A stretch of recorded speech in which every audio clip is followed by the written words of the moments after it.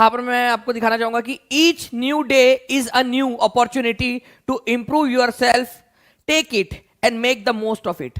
हर एक दिन आप लोगों के लिए एक नई अपॉर्चुनिटी होती है अपने आप को इंप्रूव करने के लिए।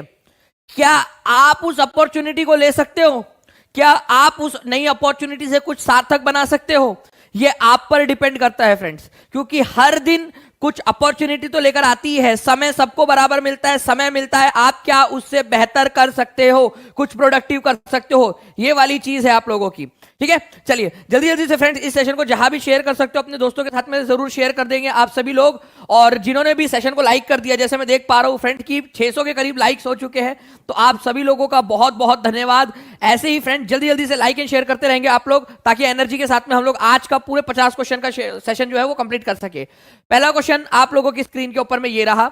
आप लोगों को बताना है फ्रेंड्स कि पार्क, अभयारण्य और जनपद के निम्नलिखित में से कौन सा जोड़ा सही नहीं है। Which of the following national park, wild life sanctuary and जनपद is not correctly matched? Bhimbandh, Munger, Nagi dam, Jamui, Kaimur, Buxar, Rajgir, Nalanda उपयुक्त में से कोई नहीं। तो आंसर क्या होगा फ्रेंड्स? देखिए कैमूर जो है आप लोगों का ये अपने आप में एक जिला है, और बक्सर जो है अपने आप में एक जिला है। तो कैमूर अभयारण्य अलग है और बक्सर जो है एक जिला अलग है आप लोगों का।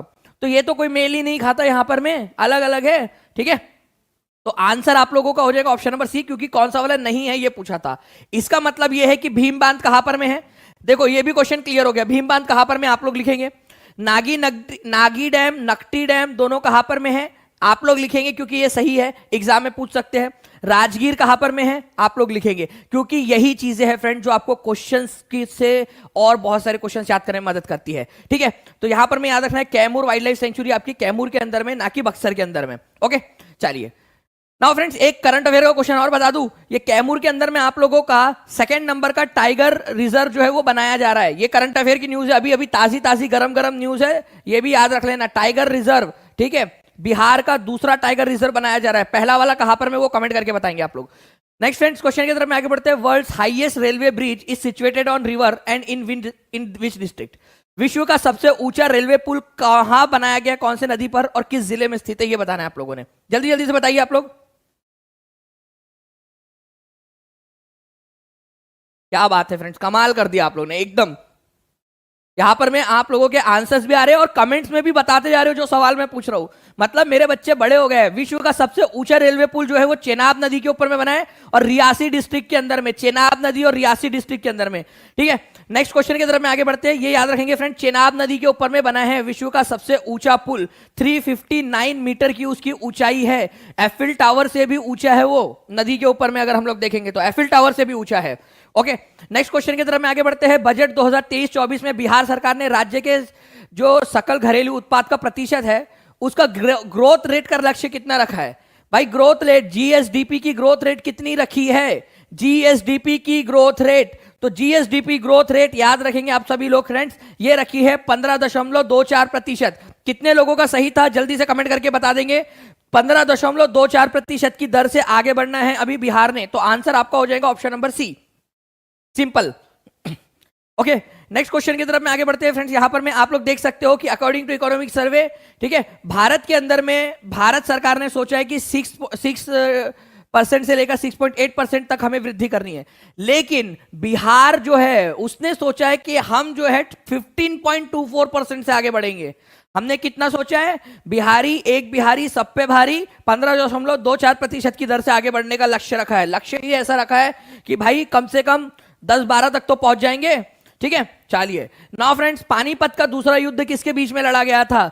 चौथा क्वेश्चन है, जल्दी जल्दी से बताते जाएंगे। यहां पर मैं आंसर करते रहिए आप लोग। पानीपत का दूसरा युद्ध, अगर मैं दूसरे युद्ध की बात करूं पानीपत की, तो पानीपत का जो पहला युद्ध था वो बाबर और इब्राहिम लोधी के बीच में लड़ा गया था, ये पहला था आपका।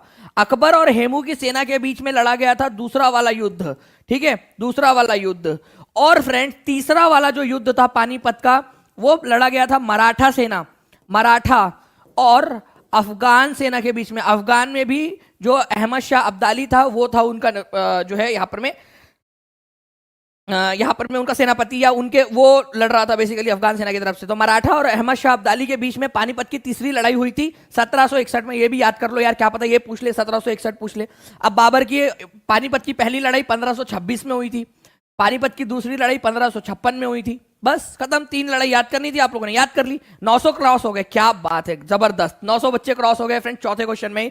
पांचवा क्वेश्चन आपके स्क्रीन के ऊपर ये रहा, सिक्किम भारत में कब शामिल हुआ, कौन सा राज्य बना? अरे कॉन्स्टिट्यूशनल अमेंडमेंट एक्ट बता सकते हो आप लोग, आप लोगों को तो पूरा याद करवा दिया है मैंने, कॉन्स्टिट्यूशनल अमेंडमेंट एक्ट वाला भी।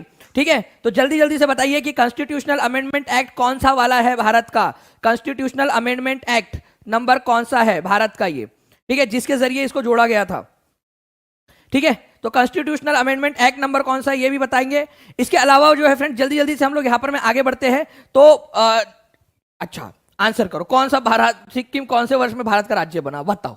लो कर लो बात। ठीक है, ऑप्शन में ही नहीं दिया, तो आंसर ऑप्शन नंबर ई होगा भाई।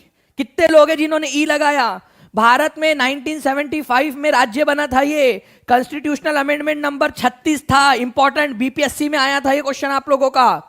ठीक है, तो जितने भी बच्चों ने कमेंट में आंसर दिया होगा उन लोगों का बिल्कुल सही हो गया है, और जिनका नहीं हुआ वो अब याद रखेंगे। मेरे साथ में लिखो वापस से, सिक्किम भारत का कब राज्य बना, कौन से वर्ष में? 1975 में। कौन सा संवैधानिक संशोधन किया गया था सिक्किम को लाने के लिए? आजा आजा भारत में शामिल हो जा। ठीक है, तो 36वें नंबर का संविधान संशोधन किया गया था, इसके जरिए भारत का राज्य बनाया गया है। 1000 क्रॉस हो गए, आप सभी लोगों को बहुत बहुत सारी शुभकामनाएं फ्रेंड्स। ठीक है, नेक्स्ट क्वेश्चन की तरफ में आगे बढ़ते हैं। सिस्मोग्राफ का उपयोग किसके लिए किया जाता है? 5 में से 5 किसके सही थे वो बता देंगे कमेंट करके, और जो लोग 5 क्वेश्चन सीख गए हैं वो भी बता देंगे कि जी सर सीख गए 5 क्वेश्चन। कि सिस्मोग्राफ का उपयोग किसके लिए किया जाता है? तो सिस्मोग्राफ, सिस्मो, ठीक है, पृथ्वी की हलचल। तो यहां पर में आंसर आप लोगों का हो जाएगा friends option number D, none of the above. Earthquake को मापने के लिए सिस्मोग्राफ का इस्तेमाल किया जाता है, अर्थक्वेक को मापने के लिए। ठीक है, अर्थक्वेक को मापने के लिए। तो याद रखना है आप लोगों ने, जब भी अर्थक्वेक आता है, अर्थक्वेक, ठीक है, अर्थक्वेक आता है तो वो सिस्मोग्राफ की लाइन ऐसी जाती है, और जैसे आता है वैसे वैसे ये हिलने लगती है। तो सिस्मोग्राफ का इस्तेमाल जो है आप लोगों का अर्थक्वेक को मापने के लिए किया जाता है, ये याद रखेंगे आप सभी लोग। अच्छा, इस क्वेश्चन का आंसर जिसने लगा डाला उसकी लाइफ झिंगा लाला। आप लोगों की रिवीजन टेस्ट है, मैंने कहा था कि भाई आपको रिवीजन बहुत बहुत बहुत अच्छे से करनी है। जल्दी जल्दी बताइए इस क्वेश्चन का आंसर क्या होगा। और जितने भी बच्चे यहां पर में हमारे देख रहे हैं, जो पुराने बच्चे, उन लोगों को पता होगा फ्रेंड्स कि आप लोगों को, ठीक है, ये मैंने अच्छे से याद करवाया था जानबूझकर कि आप लोग इसको जो है पूरा पूरा पढ़ ले, आप लोग, आपका पूरा कंसेप्ट क्लियर हो जाएगा इससे। ठीक है, तो हड़प्पा का उत्खनन 1921 में किया गया था। हड़प्पा का उत्खनन, बिल्कुल सही बात है। ठीक है, पहला वाला सही है। वर्तमान में हड़प्पा पाकिस्तान में है। पाकिस्तान में ये व्यास नदी के किनारे पे है क्या? कौन से नदी के किनारे पर है, कमेंट करके बताओ आप लोग। व्यास नदी के किनारे पे नहीं है, रावी नदी के किनारे पर है, रावी नदी के किनारे पर। ठीक है, तो तीसरा वाला गलत है, जहां 3 है उसको काट दो, ये आंसर नहीं हो सकता। हड़प्पा के उत्खनन करता आरडी बैनर्जी थे। आरडी बैनर्जी नहीं थे, दयाराम साहनी थे। सर दयाराम साहनी थे, दयाराम साहनी। तो ये भी गलत हो जाएगा आप लोगों का। तो तीसरा चौथा गलत है आप लोगों का, 4 यहां पर में, ये भी आंसर गलत हो गया आपका। अब बचता है 5वां वाला, छत्र वाला ताम्र रथ। ताम्र रथ कहां पर में मिला है? मैंने आपको बताया था कॉपर वाला, कॉपर का बना हुआ, कॉपर से बना हुआ है वो। ठीक है, तांबे से बना हुआ है एक रथ। अब वो घोड़े से नहीं खींचा जाता था, वो कोई और जानवर से खींचा जाता होगा, क्योंकि घोड़ा तो पाया नहीं गया वहां पर में ज्यादा, सुरकोटदा को छोड़कर कहीं पे हड्डियों के अवशेष मिले ही नहीं हमें। तो फ्रेंड्स ये महाराष्ट्र के दाइमाबाद में मिला है आपको ताम्र रथ, दाइमाबाद के अंदर में। तो ये भी गलत है, दाइमाबाद में मिला है। ताम्र रथ कहां मिला है? दाइमाबाद, महाराष्ट्र में, जो हड़प्पा सभ्यता का सबसे दक्षिणतम बिंदु है। तो आंसर ऑप्शन नंबर ए होगा। कितने लोगों ने सही किया था हाथ ऊपर करके बता देंगे जल्दी जल्दी से। ठीक है, चलिए, तो 1000 से ज्यादा लोग हो चुके हैं फ्रेंड्स। लाइक का नंबर भी 1000 से ज्यादा कर दीजिए जल्दी से, ताकि ऐसी ही एनर्जी मेरे अंदर में बनी रहे। नाउ फ्रेंड्स, अब आपको बताता हूं, आपकी बिहार की बुक का, जो आप लोगों को ऐप में भी प्रोवाइड की गई है, आपको मिली हुई है। जितने भी बच्चे, पेट वाले बच्चे, उन लोगों को पता होगा, उनको बुक्स दी गई है पूरी की पूरी, आपकी जो भी बिहार की बुक्स है उसमें देखिए आप लोग, हड़प्पा जो है आपका, इसकी खोज दयाराम साहनी जी ने की थी। आपकी बुक का स्क्रीनशॉट है ये, आपकी बिहार की बुक का स्क्रीनशॉट। ठीक है, 1921 में ये रावी नदी के किनारे पर स्थित है। अब जो राखलदास बैनर्जी था, ठीक है, आरडी बैनर्जी, उन्होंने हड़प्पा सभ्यता का एक शहर है मोहनजोदारो, उसकी खोज की थी 1922 में, जो कि सिंधु नदी के किनारे पर है। ऐसे आप लोगों ने याद रखना था इस चीज को। ठीक है, ऐसे याद रखना था इस चीज को। बाकी फ्रेंड्स पूरी की पूरी जितनी भी आपकी जो अवेलेबल है आप लोगों की जो बुक्स है वो आप लोगों को ऑलरेडी टीचिंग परीक्षा ऐप के ऊपर में प्रोवाइड कर दी गई है, और अब धीरे धीरे आप लोगों की एनसीईआरटीज हिंदी और इंग्लिश दोनों में आप लोगों को अपलोड की जा रही है वहां पर में। भाई एनाफिलिस फीमेल मॉस्किटो जो है आप लोगों की, मादा एनाफिलिस मॉस्किटो, ये क्या करती है फ्रेंड्स, एक स्वस्थ व्यक्ति के शरीर में दूसरे बीमार व्यक्ति के शरीर से प्रोटोजोआ को लाकर डाल देती है। तो प्रोटोजोआ से फैलाती है, प्रोटोजोआ को फैलाती है। कौन फैलाती है? एनाफिलिस मॉस्किटो, फीमेल वाली। तो ये दोनों के दोनों रिस्पॉन्सिबल है। फीमेल एनाफिलिस मॉस्किटो प्रोटोजोआ को इधर से उधर लेकर जाती है, ठीक है। आई, ठीक है, ये हाथ को मान लो मलेरिया, ऐसा होता नहीं, पूरा होगा तो मलेरिया दोनों को ही होगा, लेकिन मान लो इसको मलेरिया हुआ, इसने इसको काटी टुपुक करके यहां पर में, ओके, यहां गई उड़ते उड़ते, याले हाथ को जो है नहीं हुआ था मलेरिया, उसको गई काट दी, उसको भी उसके अंदर में भी प्रोटोजोआ को डाल दी, वो वाले प्रोटोजोआ को फैला दी। तो ऐसे जो है फ्रेंड्स, मतलब ये हाथ बताया, वैसे व्यक्ति आप समझिए कि दो तीन चार पांच व्यक्ति तक पहुंचा देती है। तो ये दोनों कारण है यहां पर में। तो आंसर आपका ऑप्शन नंबर एफ हो जाएगा, ठीक है। तो आंसर आज का ऑप्शन नंबर एफ हो जाएगा, ठीक है। ये याद रखना है आप लोगों ने, ए और बी दोनों के दोनों सही है, मोर than one of the above को भी लगा लो आप लोग, ठीक है। अब कितने बच्चों ने ये सोचा था मेरे बिना बताए, मेरे बिना लिखे, वो लोग भी कमेंट करके बता देंगे। चलिए नेक्स्ट क्वेश्चन की तरफ में हम लोग आगे बढ़ते हैं फ्रेंड्स। देखिए आप लोगों के लिए पूरी की पूरी लिस्ट आपकी दी हुई है। मलेरिया फैलता है प्रोटोजोआ के कारण, मच्छर फैलाते हैं, और मच्छर में भी एनाफिलिस, जो फीमेल एनाफिलिस मॉस्किटो है वो फैलाती है, ठीक है। ओके, फीमेल एनाफिलिस मॉस्किटो फैलाती है प्रोटोजोआ से। तो ऐसे आप लोगों ने सोचना है। अब मैं 2-3 क्वेश्चन आप लोगों से पूछूं क्या, अगर आपकी इजाजत हो तो 2-3 क्वेश्चन मैं आप लोगों से पूछना चाहूंगा जो इंपॉर्टेंट वाले हैं, ठीक है। पोलियो किससे होता है? पोलियो तो आप लोगों ने न्यूज में कई बार सुना होगा ना, या न्यूज में ये आता है पोलियो का वायरस, पोलियो का वायरस। तो पोलियो वायरस से होता है, ये याद रखना है आप लोगों ने। आपको याद रखना है टाइफॉइड किसके कारण होता है? तो जीवाणु, बैक्टीरिया के कारण होता है टाइफॉइड, ठीक है। साल्मोनेला टाइफी बैक्टीरिया, तो टाइफॉइड जो है जीवाणु के कारण होता है, ये याद रखेंगे आप लोग। टाइफॉइड, टाइफॉइड, ठीक है। हैजा जीवाणुओं के कारण होता है, ये याद रखना है आप लोगों ने। इंपॉर्टेंट वाले पॉइंट है आप लोगों के। इसके अलावा फ्रेंड्स क्षय रोग आप लोगों का जो है ये जीवाणु के कारण होता है। ये एटलीस्ट इतने याद रख लीजिए आप लोग, आप लोगों को ज्यादा बेहतर तरीके से समझ में आ जाएगा ये चीज, ठीक है। चलिए, तो मलेरिया प्रोटोजोआ के कारण होता है, ना वायरस, ना जीवाणु, ना जो है आप लोगों का यहां पर में आप लोगों का विषाणु, ठीक है। तो आप लोगों का आंसर क्या हो जाएगा? आंसर हो जाएगा आप लोगों का प्रोटोजोआ। भारतीय संविधान सभा ने प्रारूप समिति, ठीक है, का गठन कब किया था? प्रारूप समिति, प्रारूप समिति का मतलब होता है ड्राफ्टिंग कमेटी। तो ड्राफ्टिंग कमेटी का गठन कब किया था, ये जल्दी जल्दी से बताएंगे आप सभी लोग। तो ड्राफ्टिंग कमेटी जो है फ्रेंड्स, इसका काम था संविधान का जो है खाका तैयार करना, कौन सी चीज पहले होंगी कौन सी बाद में होंगी, ये सारी चीजों को डिसाइड करना। तो ड्राफ्टिंग कमेटी ने, ठीक है, ड्राफ्टिंग कमेटी जो है उसका गठन किया गया था 29 अगस्त 1947 को। इसके अध्यक्ष कौन थे? ड्राफ्टिंग कमेटी के अध्यक्ष थे doctor BR Ambedkar. Drafting committee में टोटल कितने लोग थे? टोटल कितने लोग थे? तो टोटल ये आप लोग मेरे को जल्दी से बताइए कितने लोग थे इसके अंदर में। दोनों क्वेश्चन बन सकते हैं आप लोगों के, ठीक है। तो आंसर इस पर्टिकुलर क्वेश्चन का ऑप्शन नंबर ये हो जाएगा 29 अगस्त 1947 को डॉक्टर BR आंबेडकर उसके अध्यक्ष थे। टोटल 7 लोग थे। इंपॉर्टेंट मार्क करो, ये क्वेश्चन बनता है ड्राफ्टिंग कमेटी में कितने लोग थे, ठीक है। चलिए नेक्स्ट क्वेश्चन की तरफ में आगे बढ़ते हैं। निम्नलिखित में से कौन सा सारनाथ पर खुदे हुए जानवरों में से नहीं है, या जानवर खुदे हुए जानवरों में से है? क्या बात है है बोल दिया है अब यहाँ। तो 10वें नंबर का क्वेश्चन देखिए, कभी बोलता है नहीं है, कभी बोलता है। तो अब है वाला बोला है, तो आपको ध्यान से क्वेश्चन देखना है। निम्नलिखित में से कौन सा सारनाथ स्तंभ पर खुदे हुए जानवरों में से है? घोड़ा, एलिफेंट, लायन।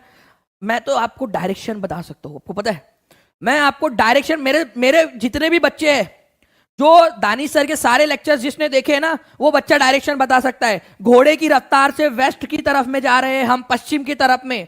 हम भी जो है यहाँ पर में पश्चिमी देशों के अनुसरण कर रहे हैं, ये याद रखना है। हाथी मेरा साथी साउथ में पाया जाता है ज्यादा, इसी वजह से साउथ में देख रहा है यहाँ पर में। और उत्तर जिसने दे दिया वही शेर है, ठीक है, वही है लायन, वही है बब्बर शेर, जिसने दे दिया उत्तर। तो उत्तर मतलब नॉर्थ, नॉर्थ के अंदर में है आप लोगों का सारनाथ स्तंभ के ऊपर में लायन, ठीक है। तो ये आपका हो जाएगा मोर than one of the above. ये सारे के सारे हैं इसके अंदर में। इस तरीके से डायरेक्शन के साथ में आप लोगों को याद करवा दिया था मैंने, ट्रिक्स के साथ। कितने लोगों ने ये ट्रिक लगा ली थी? अगर याद आ रही है तो जल्दी जल्दी से बता देंगे मुझे। आगे बढ़ते हैं फ्रेंड्स। यहां पर में आप देख सकते हो कि सारनाथ के स्तंभ पर 4 जानवरों जो है आप लोगों के बने हुए 4 मूल दिशाओं में देख रहे हैं। पश्चिम की तरफ में घोड़ा, घोड़े की रफ्तार से पश्चिम के देशों की तरफ जा रहे हैं हम लोग। एक सांड है जो पूरब की तरफ देख रहा है, बैल या सांड। हम लोगों को तो बुल या बैल ही समझते हैं ये लोग, उधर वाले लोग, कि ये बैल लोग है करके, ठीक है, समझने दो, हमें क्या, हम एक दिन बहुत ताकतवर बन जाएंगे तब बताएंगे उनको। तो एक सांड पूर्व की तरफ में देख रहा है, हाथी है दक्षिण की तरफ में देख रहा है, शेर उत्तर की तरफ में देख रहा है। ऐसे याद रख लेना था आप सभी लोगों ने, ठीक है। चलिए एक बार शेयर मार दो यार जल्दी जल्दी से सभी लोग, जितने भी लोग देख रहे हैं ना, जहां जहां शेयर कर सकते हो अपने दोस्तों के साथ में, अपने कॉलेज के ग्रुप में, अपने स्कूल के टीचर्स के ग्रुप में, सब जगह पे फैला दो एक बार जल्दी से अपनी अपनी जिम्मेदारी समझ के, ताकि इसी तरीके से हम लोग बेहतरीन जो है सेशन कर सके यहाँ पर मैं कंडक्ट। सबसे बड़ा आबाद नदीय द्वीप किस नदी पर स्थित है? सबसे बड़ा आबाद नदीय द्वीप, तो सबसे बड़ा 10 में से 10 किसके आए थे वो भी बता देंगे। सबसे बड़ा आबाद नदीय द्वीप जो है फ्रेंड्स, ये ब्रह्मपुत्र नदी के ऊपर में स्थित है। उसका नाम आप लोग बताओगे उसका नाम आप लोग बताओगे, ठीक है। तो ब्रह्मपुत्र नदी के ऊपर में है, उसका नाम है मजूली द्वीप। मजूली कौन से राज्य के अंदर में है? मजूली द्वीप, ये आसाम के अंदर में है, ये याद रखना है आप लोगों ने। आसाम में दुनिया का सबसे बड़ा नदी के ऊपर में बना हुआ द्वीप है, लोग रहते हैं वहां पर में, ये याद रखेंगे आप सभी लोग। यहां देख सकते हो आप लोग फ्रेंड्स, ये ब्रह्मपुत्र नदी है यहां पर में आसाम में, और यहां पर में एक द्वीप बना हुआ है, मजूली आइलैंड बोलते हैं इसको। ओके, नेक्स्ट क्वेश्चन की तरफ में आगे बढ़ते हैं। सोन नदी निम्नलिखित में से किस नदी की सहायक नदी है? सोन नदी, ठीक है। तो सोन नदी जो है गंगा की, यमुना की, नर्मदा की, महानदी की, या नन ऑफ दी अबव? तो सोन नदी जो है फ्रेंड, डायरेक्टली आंसर आप लोगों को लगाना है कि सोन नदी जो है आपकी गंगा नदी की सहायक नदी है, बिहार में आकर मिलती है गंगा नदी से। आती कहां से है? जाती तो बिहार में है, आती कहां से है? तो आती है मध्य प्रदेश से। मध्य प्रदेश में अमरकंटक नाम की जगह है, अमरकंटक, ठीक है, अमरकंटक नाम की जगह है माइकल हिल्स में, वहां से निकलती है, फिर यूपी में जाती है, और यूपी से फिर बिहार में आकर गंगा नदी में मिल जाती है सोन नदी। तो गंगा नदी की सहायक नदी है। अच्छा, कौन से साइड से आकर मिलती है, लेफ्ट से या राइट से? स्टेटमेंट वाला क्वेश्चन आ जाए तो क्या करोगे, लेफ्ट से या राइट से? कहां से आकर मिलती है? राइट हैंड साइड से आकर मिलती है। पूरे 50 क्वेश्चन आप लोगों ने करने हैं फ्रेंड, बताना है कि आप लोगों का स्कोर कितना आया है। तो आप देख सकते हो ये अमरकंटक सोन नदी जो है यहां पर में राइट हैंड साइड से आकर मिलती है। नेक्स्ट क्वेश्चन, निम्नलिखित में से कौन सा एक ज्वालामुखी पर्वत है? एक ऐसा पर्वत है जो ज्वालामुखी से बना है। अरावली पर्वत, यूराल पर्वत, सातपुड़ा पर्वत, more than none of the above, ज्वालामुखी से बना हुआ पर्वत। तो कौन सा वाला इनमें से जो ज्वालामुखी पर्वत है, ये बता देंगे आप सभी लोग।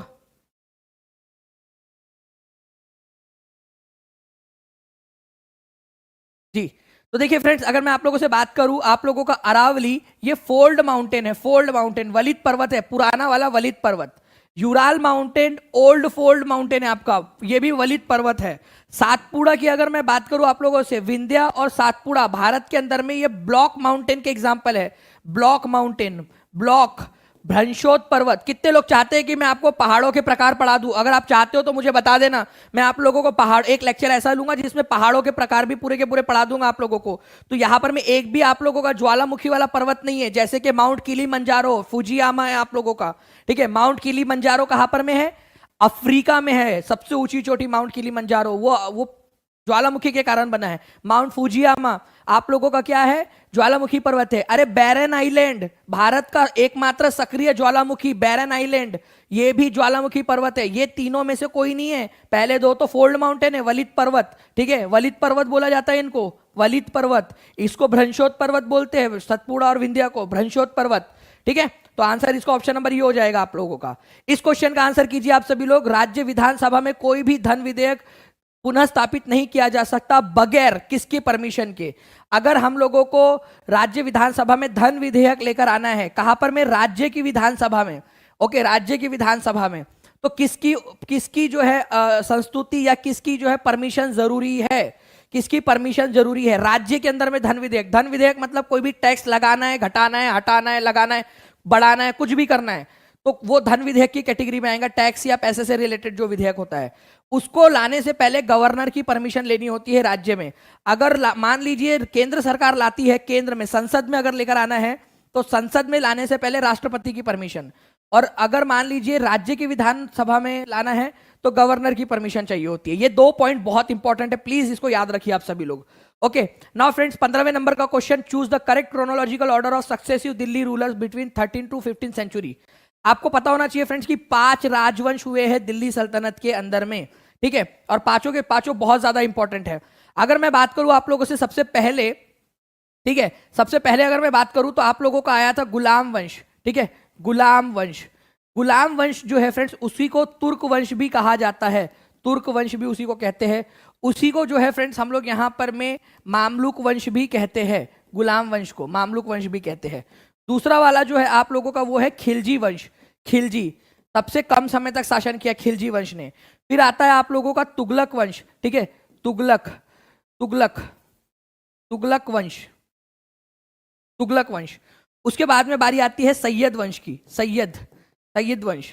और उसके बाद आती है लोधी वंश की बारी। तो ये 5 राजवंश है, गुलाम, खिलजी, तुगलक, सैयद, लोधी।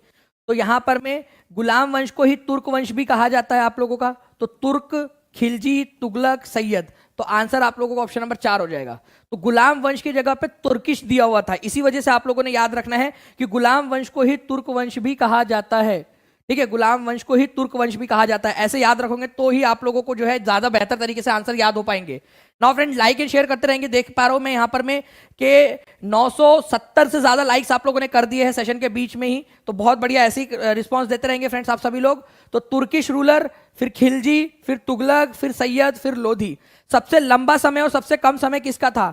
सबसे शॉर्टेस्ट, सबसे शॉर्ट वाला समय किसका था? जल्दी से आप टाइप करके बताओ। और सबसे लॉन्गेस्ट किसका था ये आप बताएंगे मुझे, आप लोग देखकर। मैंने लिख दिया है लेकिन आप लोगों से चाहिए मुझे कमेंट ये वाले, क्योंकि मैं चाहता हूं आप लोग लिखे, ठीक है। आप लोग लिखोगे तो ज्यादा बेहतर तरीके से आपको याद रह पाएगा। नेक्स्ट क्वेश्चन की तरफ में आगे बढ़ते हैं फ्रेंड्स हम लोग। यहां पर में निम्नलिखित में से कौन सा बांध उड़ीसा में है? Sardar Sarovar, Meja dam, Tehri dam, Nagarjuna Sagar dam, none of the above. कौन सा वाला डैम जो है आप लोगों का उड़ीसा राज्य के अंदर में है? ठीक है, उड़ीसा राज्य के अंदर में है। भाई देखो मैं क्या बोलता हूं, आप लोग जो है ना कम से कम जो है यहां पर में 3 ऑप्शन तो एलिमिनेट कर ही पाते। आप लोग 3 ऑप्शन कम से कम एलिमिनेट कर पाते। जल्दी जल्दी से बताइए यहां पर में आप लोग 3 ऑप्शन कम से कम आप लोग एलिमिनेट कर पाते।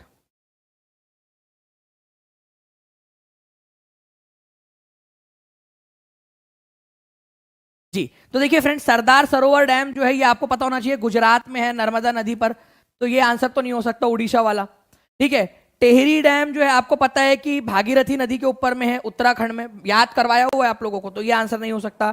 नागार्जुन सागर डैम याद करो, पिछले लेक्चर में बताया था, बार बार बता रहा हूं आप लोगों को। नागार्जुन सागर डैम केरल आपका कृष्णा नदी के ऊपर में है, आंध्र प्रदेश और तेलंगाना की बॉर्डर पर नागार्जुन सागर डैम। तो उड़ीसा में तो जा ही नहीं सकता वो, तेलंगाना और आंध्र प्रदेश की बॉर्डर पर है वो, ठीक है, कृष्णा नदी पर। तो ये भी आंसर नहीं हो सकता। अब मेजा बांध हो सकता है कई सारे लोगों के लिए नया हो। मैं आपको बता दूं फ्रेंड्स कि मेजा बांध जो है ये राजस्थान में है, राजस्थान में भीलवाड़ा डिस्ट्रिक्ट है, भीलवाड़ा, ठीक है, भीलवाड़ा डिस्ट्रिक्ट। वहां से एक नदी बहती है जिसका नाम है कोठारी नदी, कोठारी रिवर, ठीक है, कोठारी रिवर राजस्थान में, उसके ऊपर में बना है मेजा डैम। तो ये भी आंसर नहीं हो सकता। आंसर इज ऑप्शन नंबर ई। तो एक आध क्वेश्चन तो यार बनता है कि नहीं बनता है, ठीक है, टफ करने का। एग्जामिनर भी आपको ऐसे ही घुमाएगा ना, एग्जाम क्लियर करनी है तो इसी तरीके से आदत डाल दो, आदत डालो करने की, ठीक है, आदत डालो, ठीक है। चलिए नेक्स्ट क्वेश्चन की तरफ में आगे बढ़ते हैं फ्रेंड्स। बुद्ध ने अपना पहला उपदेश कहां पर में दिया था? ठीक है, कुशीनगर में, सारनाथ में, ऋषिपत्तन में, more than one of the above, none of the above. Answer आप लोग करेंगे, देखते कितने लोग इसका आंसर कर पाते हैं। देखो धीरे धीरे सीखना है। मेजा डैम, नया चीज सीखी आप लोगों ने, मेजा डैम, ठीक है, राजस्थान में है, कोठारी रिवर के ऊपर में।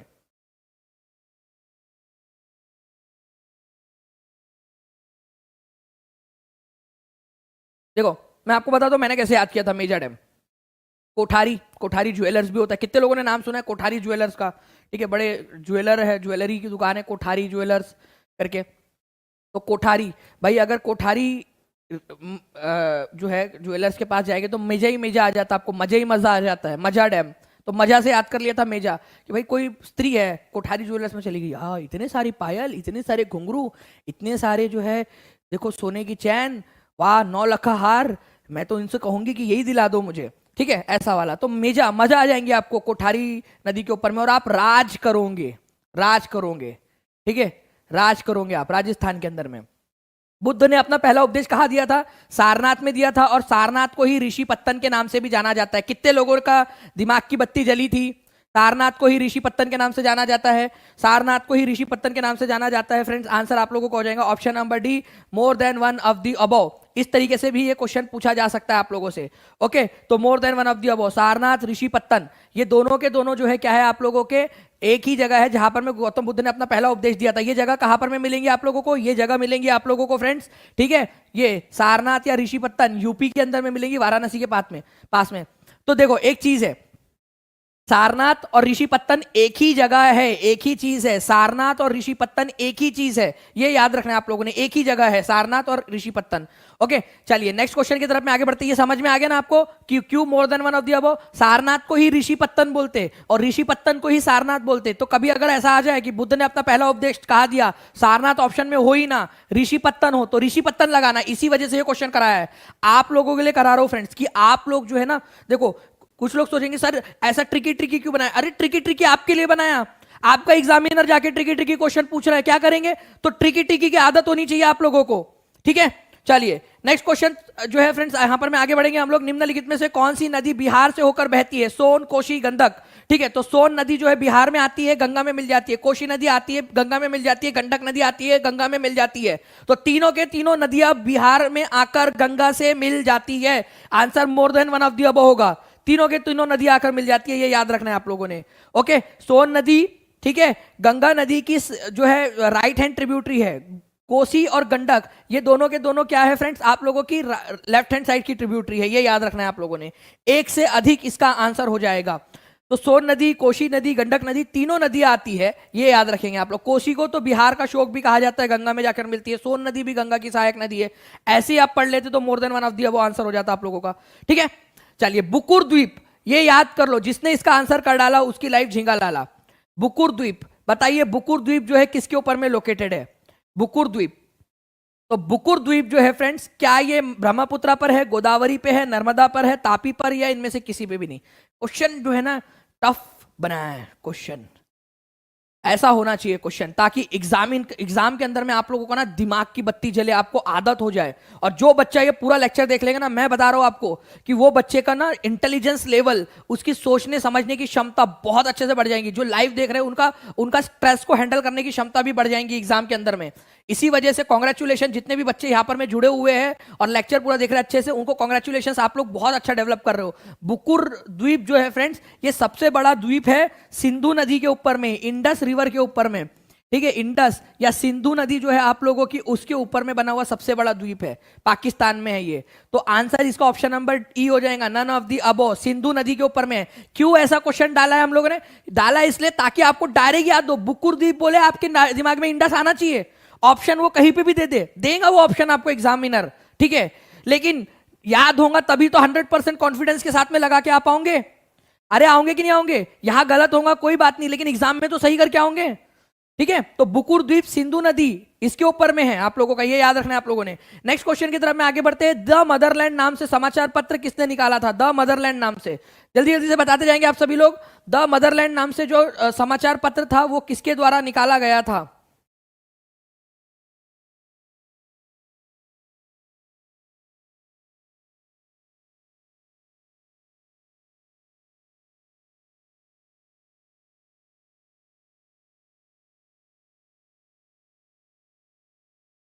बहुत बढ़िया।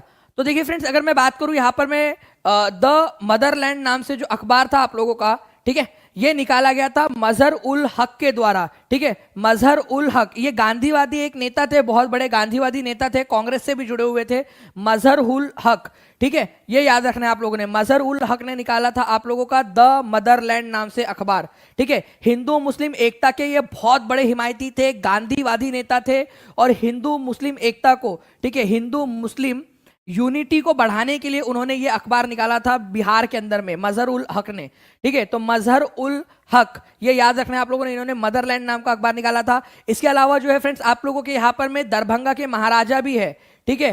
दरभंगा के महाराजा कौन थे? महाराजा कामेश्वर सिंह। कहाँ के राजा थे? डायरेक्ट क्वेश्चन पूछेंगे, मेरे साथ साथ में दोहराओ। आजादी के समय दरभंगा के महाराजा कौन थे? आप लोग लिखेंगे, देखकर लिखो, चाहे आंसर मुझे नहीं पता, आप लोग लिखेंगे। लेकिन यहां पर में महाराजा कामेश्वर सिंह कहाँ के महाराजा थे? दरभंगा के थे, दरभंगा, ये याद रखना है आप लोगों ने, दरभंगा के महाराजा थे। क्वेश्चन बनेगा आप लोगों का, द इंडियन नेशन नाम से जो है इन्होंने क्या किया था, यहां पर अखबार निकाला था फ्रेंड्स, द इंडियन नेशन। लिख देता हूं यहां पर मैं एक अलग कलर से, मैं आपका the Indian nation, the Indian nation नाम से अखबार निकाला था महाराजा जी ने, ठीक है, द इंडियन नेशन नाम से अखबार। ये भी आप लोग याद रख सकते हो, इंपॉर्टेंट पॉइंट्स है फ्रेंड जो बता रहा हूं आप लोगों को, ये क्वेश्चन आएंगे एग्जाम के अंदर में, ठीक है। चलिए आगे बढ़ते हैं हम लोग यहां पर, मैं हमारे नेक्स्ट क्वेश्चन की तरफ में।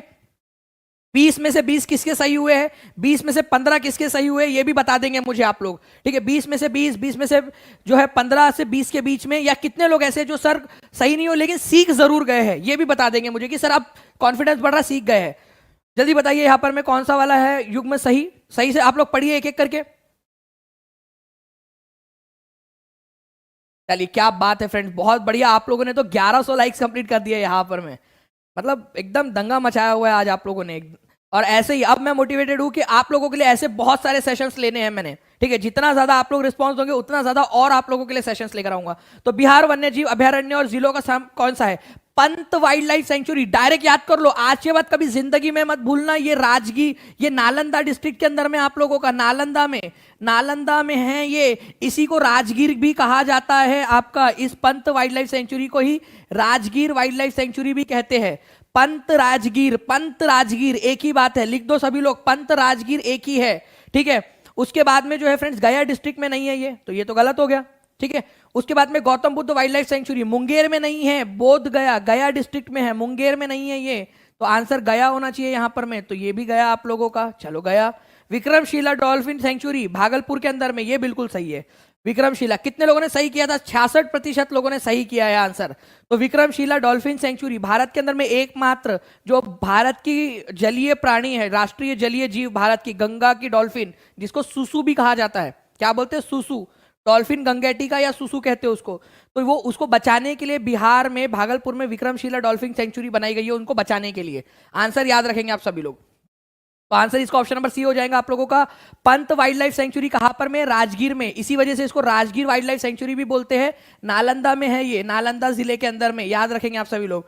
Gautam Buddha wild life century गया डिस्ट्रिक्ट के अंदर में है। भीम बांध सबसे पुराना वाला, आया था कि नहीं आया था ये बिहार बीपीएससी के अंदर में, कि कौन कौन सा बिहार में है, भीम बांध उसमें से दिया हुआ था, मुंगेर जिले में सबसे पुराना वाला। विक्रमशिला डॉल्फिन सेंचुरी भागलपुर के अंदर में।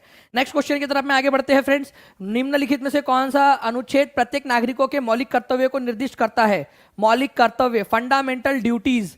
देखिए फ्रेंड्स, हमारे देश के अंदर में फंडामेंटल ड्यूटीज को 1976 के अंदर में 42nd कॉन्स्टिट्यूशनल अमेंडमेंट एक्ट के जरिए जोड़ा गया था। उस समय में टोटल 10 फंडामेंटल ड्यूटीज जोड़ी गई थी, बाद में एक और फंडामेंटल ड्यूटी को जोड़ा गया, और आज के समय में हमारे पास में टोटल 11 फंडामेंटल ड्यूटी है। तो ओरिजिनली कितनी थी, 10 थी, और बाद में एक जोड़ी गई 2002 के अंदर में, ठीक है, बाद में जोड़ी गई एक, तो अब टोटल 11 फंडामेंटल ड्यूटीज है आप लोगों के पास में। ये भी क्वेश्चन आया था कि ओरिजिनली कितनी फंडामेंटल ड्यूटीज थी, तो ओरिजिनली 10 थी, बाद में एक जोड़ी गई आप लोगों की। तो मौलिक कर्तव्य जो है ये हमारे भारत के संविधान के आर्टिकल नंबर 51 में ए में दिए गए, 51A के अंदर में, डायरेक्ट क्वेश्चन बनेगा 51A के अंदर में दिए गए, ठीक है। तो 51A मौलिक कर्तव्य, फंडामेंटल ड्यूटीज, मतलब आपको केवल अधिकार नहीं, आपकी जिम्मेदारी भी बनती है। काफी बार आप लोगों की जिम्मेदारी भी बनती है। कई सारे लोग होते हैं कि हमें तो मीठा मीठा कप कप, कड़वा कड़वा थू थू, मतलब कि भाई हमको अधिकार तो दे दो, सरकार सब दे दो, हम हमारी जिम्मेदारी कुछ नहीं निभाएंगे, हम तो आलसी है, हम हमारी जिम्मेदारी नहीं निभाएंगे, ऐसे भी कुछ लोग होते हैं। तो इसी वजह से जो है फ्रेंड्स, इंदिरा गांधी के समय में फंडामेंटल ड्यूटीज डाली गई। अब ये कंपलसरी नहीं है, ये जस्टिफाइबल नहीं है, अगर आपने नहीं निभाई तो आपको कोर्ट घसीट के लेकर जाए, लेकिन एक समझदार इंसान, एक जिम्मेदार नागरिक की जिम्मेदारी बनती है कि जब वो अधिकारों का इस्तेमाल कर रहा है तो उसके कुछ कर्तव्य है, उसको भी फॉलो करे वो, ठीक है। चलिए आगे बढ़ते हैं। जैसे यहां पर में भी देखिए फ्रेंड्स, काफी सारे लोग देखते लेकिन लाइक शेयर कमेंट नहीं करते, तो वो भी अपनी जिम्मेदारी नहीं निभा रहे, फंडामेंटल ड्यूटी नहीं निभा रहे। बिहार का अधिकांश क्षेत्र किसके अंतर्गत आता है, बीपीएससी 64th प्रिलिमिनरी एग्जाम के अंदर में पूछा गया था आप लोगों का, बिहार के अंदर में ज्यादातर कौन से प्रकार की मिट्टी पाई जाती है, तो बिहार के अंदर में सबसे ज्यादा पाई जाती है एल्यूवियल सॉइल, जलोढ़ मिट्टी पाई जाती है, ये याद रखना है आप लोगों ने, ठीक है। बिहार के अंदर में सबसे ज्यादा जलोढ़ मिट्टी पाई जाती है, ठीक है, जलोढ़ मिट्टी। तो आंसर आप लोगों का हो जाएगा फ्रेंड्स ऑप्शन नंबर बी, ठीक है, ऑप्शन नंबर 2 या ऑप्शन नंबर बी जलोढ़ मिट्टी इसका आंसर हो जाएगा। तो जलोढ़ मिट्टी सबसे ज्यादा पाई जाती है। नेक्स्ट क्वेश्चन सार्क वाला, और ये मैंने पेड क्लास में भी कराया आप लोगों को, इंटरनेशनल ऑर्गेनाइजेशन के अंदर में बहुत अच्छे से याद कराया है मैंने। सार्क कंट्रीज कौन कौन सी है और पूरा उसका हेडक्वार्टर कब बना सब कुछ याद करवाया है। जिन बच्चों ने देखा होगा वो लेक्चर उनको याद होगा, ठीक है। और ये इसी वजह से करवा रहा हूं इस बैच के अंदर में अच्छे से, जीएस वाली बैच में आप लोगों के, कि आपका अब कोई क्वेश्चन ना छूटे। सार्क इसकी स्थापना 1985 के अंदर में हुई थी फ्रेंड्स, ठीक है। इसकी स्थापना जो है वो हुई थी ढाका में, ढाका में, ठीक है। वो गाना आप लोगों ने सुना है क्या, भंवरे ने खिलाया फूल, फूल को ले गया राजकुंवर, ठीक है। तो ढाका में इसकी स्थापना हुई थी। लेकिन इसका जो हेडक्वार्टर्स है, ठीक है, हेडक्वार्टर इसका है काठमांडू में, काठमांडू में, काठमांडू। काठमांडू किसकी राजधानी है और ढाका किसकी राजधानी है, आप लोग मेरे को कमेंट करके बताएंगे। सार्क जो है ये साउथ एशियन जो कंट्रीज है, ठीक है, उनका ये समूह है। ओके, एमबीबीएस पेन 8 देश है उनका समूह है ये, भारत, पाकिस्तान, अफगानिस्तान, ठीक है, आप लोगों का मालदीव्स हो जाता है उसके अंदर में, श्रीलंका हो जाता है आप लोगों का, ठीक है, और आप जो है बांग्लादेश और भूटान उसके अंदर में आ जाते हैं आप लोगों के। तो एमबीबीएस पेन ऐसे 8 कंट्रीज है उसका समूह है। अफगानिस्तान भी इसके अंदर में सबसे लास्ट में 2007 में जुड़ा था। तो ढाका में इसकी स्थापना हुई थी लेकिन हेडक्वार्टर काठमांडू में है, ये भी आप लोगों को याद रखना है। तो आंसर इसका क्या हो जाएगा आप लोगों का, कि SAARC was founded at New Delhi, Nepal, Geneva, Thimphu, स्थापित किया गया था, founded at none of the above, Dhaka में स्थापित किया गया था, हेडक्वार्टर काठमांडू में। दोनों ऑप्शन में नहीं दिए लेकिन अब आपको याद हो जाने चाहिए आप लोगों को, ठीक है, आप लोगों को याद हो जाने चाहिए, ठीक है।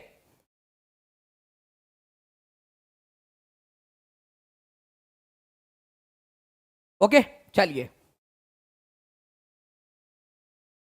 उसके बाद में जो है फ्रेंड्स हम लोग यहां पर में आगे बढ़ते हैं। आप लोगों के what is the capital of Australia, Australia की कैपिटल क्या है, ठीक है, ऑस्ट्रेलिया की कैपिटल क्या है ये आप लोगों को बताना है। ऑस्ट्रेलिया की कैपिटल क्या है, तो ऑस्ट्रेलिया की कैपिटल क्या है, अगर ये बात करेंगे हम लोग, कोपेनहेगन, कैनबेरा, एथेंस, हेलसिंकी। तो ऑस्ट्रेलिया की जो कैपिटल है वो कैपिटल है आप लोगों की, ठीक है, कैनबेरा। तो ये याद रखना है आप लोगों ने फ्रेंड्स, ऑस्ट्रेलिया की कैपिटल कैनबेरा है। सारी की सारी याद कर सकते हो हम लोग। कोपेन, पेन मतलब मार्क, डेनमार्क की कैपिटल है, डेनमार्क की कैपिटल है आप लोगों की कोपेनहेगन, डेनमार्क, ठीक है, डेनमार्क की। एथेंस जो है ये ग्रीस की कैपिटल है, ग्रीस, ग्रीस की कैपिटल है। और उसके बाद में हेलसिंकी जो है फ्रेंड्स ये याद रखना है आप लोगों ने, फिनलैंड की कैपिटल है, फिनलैंड, फिनलैंड की कैपिटल। ओके, तो ये ऐसे सारे के सारे आप लोग यहां पर में याद रख सकते थे इस पर्टिकुलर क्वेश्चन के थ्रू। नेक्स्ट क्वेश्चन की तरफ में आगे बढ़ते हैं। ऑस्ट्रेलिया कैनबेरा की है और ऑस्ट्रेलियाई डॉलर जो है उसकी करेंसी है। Now friends, when was Patna high court establish, Patna high court कब स्टैब्लिश किया गया था, पटना हाई कोर्ट जो है वो स्टैब्लिश किया गया था आप लोगों का 1916 के अंदर में, ठीक है, 1916 के अंदर में इसको स्थापित किया गया था, 1916 के अंदर में।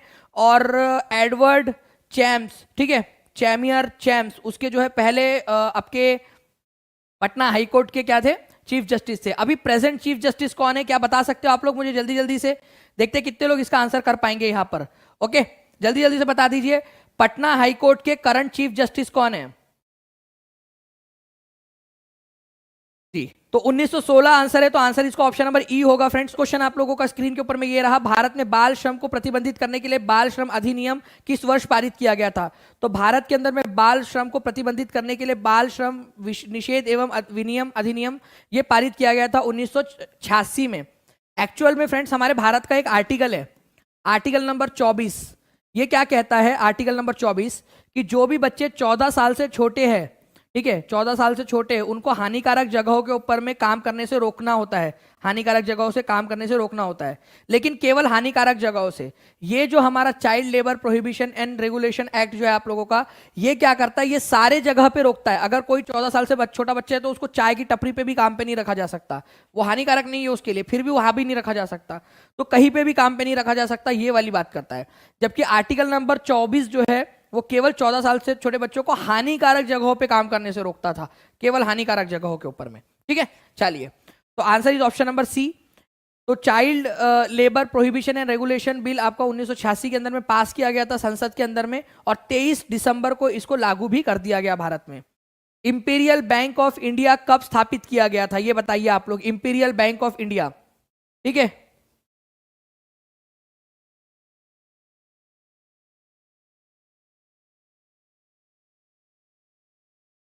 ठीक है, जल्दी जल्दी से बताइए इस पर्टिकुलर क्वेश्चन का आंसर क्या होगा आप लोगों का। Okay, imperial bank of India कब स्थापित किया गया था? 1935 में, 1921 में, 1959 में, 1927 में या 1947 के अंदर में? जल्दी जल्दी बताइए यहां पर में इसका आंसर क्या होगा। Imperial bank of India, imperial bank of India जो है फ्रेंड्स, ये आपके 3 बैंक से मिलकर बना था।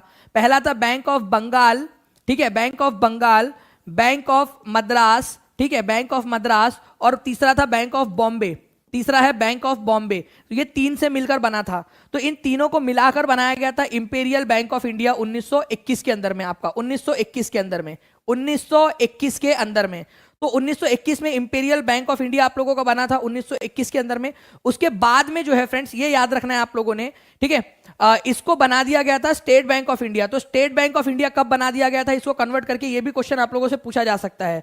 तो 1921 में इंपीरियल बैंक ऑफ इंडिया बना था और बाद में जो है friends state bank of India कर दिया गया था 1955 में। अभी थोड़ी देर पहले आपको बताया था मैंने इसको और आपसे कहा था कि रिवीजन इसकी करवाऊंगा मैं आप लोगों को। ओके, तो बैंक ऑफ कौन कौन से बैंक्स को मिलाकर बनाया गया था, ये भी क्वेश्चन आ सकता है। बैंक ऑफ बंगाल, ठीक है, याद रखेंगे आप सभी लोग, ये यहां पर में bank of Bengal, bank of Bombay और बैंक ऑफ मद्रास, इन तीनों को मिलाकर इंपीरियल बैंक बनाया गया था आप लोगों का, इंपीरियल बैंक। ठीक है, चलो नेक्स्ट क्वेश्चन की तरफ में आगे बढ़ते हैं फ्रेंड्स। यहां पर मैं आप लोगों का पोलियो की वैक्सीन की खोज किसने की थी?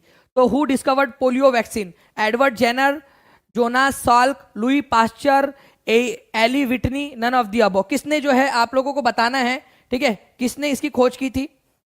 जल्दी जल्दी से बताते जाइए आप लोग यहां पर में, ठीक है। Edward Jenner, Jonas Salk, Louis Pasteur, Eli Whitney, none of the above. तो देखिए पोलियो, पोलियो जो है फ्रेंड्स किसके वजह से होता है ये भी आप लोग देख लीजिए। पोलियो जो है वो वायरस की वजह से होता है, अभी हम लोगों ने देखा है। और एक पूरी की पूरी लिस्ट आप लोगों को दी हुई थी कि भाई पेनिसिलिन जो कि पहली एंटीबायोटिक थी वो अलेक्जेंडर फ्लेमिंग ने बनाई थी। ये पोलियो ये आपकी बैक्टीरिया से लड़ने के लिए एंटीबैक्टीरियल जो है आप लोगों की दवाई है पेनिसिलिन आप लोगों की। वही अगर आप लोगों से पोलियो का टीका बोला जाए ना आप लोगों से, तो जॉन ई साल्क ने बनाया था, जॉन साल्क ने पोलियो का टीका। तो पोलियो का टीका आप लोग जब भी आज भी अपने बच्चों को जब पोलियो का टीका पिलाओ तो याद रखना है जॉन साल्क जो है इन्होंने इसको बनाया था, जॉन साल्क ने। ठीक है, तो जॉन साल्क जो थे इन्होंने इसका टीका बनाया था। इसके अलावा जो है फ्रेंड्स लुई पास्चर ने क्या किया था आप लोगों का? लुई पास्चर जो है ये भी आपको पता है पास्चराइजेशन की जो प्रोसेस है, पास्चराइजेशन की प्रोसेस, ठीक है, या फिर चेचक का टीका वो भी उन्होंने ही बनाया था, लुई पास्चर ने। उसके अलावा जो है फ्रेंड्स आप लोगों को ये भी याद रखना है कि हमारा जो टीबी का बैक्टीरिया है, ठीक है, टीबी का बैक्टीरिया उसकी खोज किसने की थी? तो टीबी बैक्टीरिया की खोज रॉबर्ट कोच ने की थी, ये भी आप लोग याद रख सकते हो, रॉबर्ट कोच ने। ठीक है, चलिए डीएनए का मॉडल किसने खोजा था? तो वॉटसन एंड क्रिक ने खोजा था। और आरएनए का मॉडल किसने खोजा था? तो वॉटसन और आर्थर ने खोजा था, आर्थर अर्ग ने। ठीक है, चलो तो पोलियो के टीके की खोज किसने की थी? तो ये याद रखेंगे आप लोग, जोनास सॉल्क ने। ठीक है, तो जोनास सॉल्क जो है इन्होंने पोलियो के टीके की खोज की, ये आप लोग याद रखोगे। नेक्स्ट क्वेश्चन की तरफ में आगे बढ़ते हैं हम लोग। यहां पर में हमारे इसका आंसर कीजिए आप लोग जल्दी जल्दी से। भीमबेटका की खोज किसके द्वारा की गई थी? भीमबेटका की खोज, ठीक है, भीमबेटका की खोज किसके द्वारा की गई थी? जल्दी जल्दी से बताइए यहां पर में।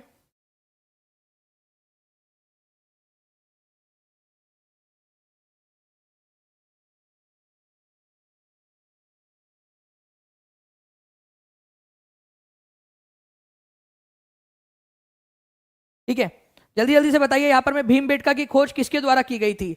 एचडी शंखालिया, श्याम सुंदर निगम, विष्णुधर वाकनकर, ठीक है, राजबाली पांडे। भीमबेटका पहली बात तो है कहां पर में ये बता देंगे आप सभी लोग। भीमबेटका कहां पर में? भीमबेटका आप लोगों को मिलेगा मध्य प्रदेश के अंदर में, एमपी में। ठीक है, यहां पर में आपको रॉक पेंटिंग्स मिली है। रॉक पेंटिंग्स का मतलब होता है आप लोगों का जो दीवारों के ऊपर में चित्रकारी की गई थी वो वाली चीजें। ठीक है, तो डॉक्टर विष्णु वाकनकर जो है उन्होंने इसकी खोज की थी, ये आप लोगों को याद रखना है, डॉक्टर विष्णु वाकनकर। ठीक है, डॉक्टर विष्णु वाकनकर। तो आंसर आप लोगों का हो जाएगा ऑप्शन नंबर सी। ठीक है, तो डॉक्टर विष्णु वाकनकर जो है इन्होंने फ्रेंड भीमबेटका नाम की जो जगह है मध्य प्रदेश के अंदर में, उसके अंदर में आपकी जो आप लोगों के रॉक केव्स है, मतलब कि गुफाएं है, उनकी खोज की थी। वहां पर में चित्रकारी की हुई थी इस प्रकार से। 500 से भी ज्यादा गुफाएं हम लोगों को वहां पर में मिली है कि हमारे पूर्वज इस प्रकार से गुफाओं के अंदर में चित्रकारी किया करते थे। ठीक है, चलिए, निम्नलिखित में से किस राज्य में प्रतिशत के रूप में सबसे अधिक वन क्षेत्र है? ये भी क्वेश्चन कराया है आप लोगों को, आपकी रिवीजन में क्वेश्चन बनता है। ठीक है, इसका भी आंसर कीजिए आप लोग कि कौन सा वाला जो है आप लोगों का, ठीक है, कौन सा वाला राज्य ऐसा है जिसके अंदर में प्रतिशत के रूप में बात हो रही है, मतलब कि उस राज्य का, वो राज्य में उस राज्य का मैक्सिमम हिस्सा जो है वो जंगलों से घिरा हुआ है। तो आंसर आप लोगों का हो जाएगा फ्रेंड्स अरुणाचल प्रदेश या मिजोरम। तो मिजोरम आप लोगों का आंसर हो जाएगा आपका कि भाई जहां पर में सबसे ज्यादा जो है वो जंगल है मतलब प्रतिशत के अनुसार। तो प्रतिशत के अनुसार अगर बोला जाए, प्रतिशत के अनुसार, तो मिजोरम में उसके एरिया का 84%, लगभग 84% मिजोरम जो है पूरा का पूरा जंगल है। और वही अगर हम लोग बात करेंगे एरिया के हिसाब से, तो एरिया के हिसाब से मध्य प्रदेश सबसे ज्यादा है, मध्य प्रदेश। ठीक है, तो प्रतिशत के अनुसार बोला जाए कि जितना मिजोरम राज्य है उसका 84% जंगल है, सिर्फ 16% जगह पे ऊपर में ही बाकी की चीजें है, जमीन और वो नदियां वगैरह सब कुछ, बाकी का मैक्सिमम एरिया जंगल है। और मध्य प्रदेश एरिया वाइज सबसे बड़ा जंगल है, ये याद रखना है आप लोगों ने। ठीक है, नेक्स्ट फ्रेंड, फैथम किसकी इकाई है ये आपको बताना है।